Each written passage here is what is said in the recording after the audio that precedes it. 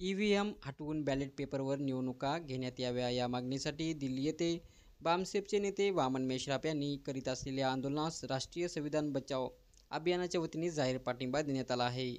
तसेच राष्ट्रीय संविधान बचाव अभियान व इतर जनसंघटनांच्या वतीने ईव्हीएम हटवून बॅलेट पेपरवर निवडणुका घ्याव्या अशी मागणी जिल्हाधिकारी यांच्यामार्फत मुख्य निवडणूक आयुक्त दिल्ली, माननीय राष्ट्रपती, माननीय पंतप्रधान, माननीय गृहमंत्री यांना निवेदनाद्वारे केली आहे। 30 जानेवारी रोजी मुख्य निवडणूक आयोग कार्यालयापुढे दिल्ली येथे वामन मेश्राम व सुप्रीम कोर्टाचे वकील भानु प्रताप सिंह व त्यांची टीम सोबत जनता आंदोलन करीत आहे। या आंदोलनास राष्ट्रीय संविधान बचाव अभियानाच्या वतीने जाहीर पाठिंबा देण्यात आला आहे।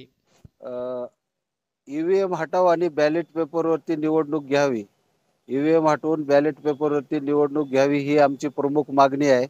आणि आज दिनांक 31 जानेवारी 2024 रोजी दिल्ली येथे मुख्य निवडणूक आयुक्त यांना देण्यात येणारे निवेदन माननीय वामनजी मेश्राम साहेबांच्या नेतृत्वाखाली व त्याचप्रमाणे सुप्रीम कोर्टाचे वकील भानु प्रताप सिंह व सर्व जनता त्यांच्या सोबत आहे।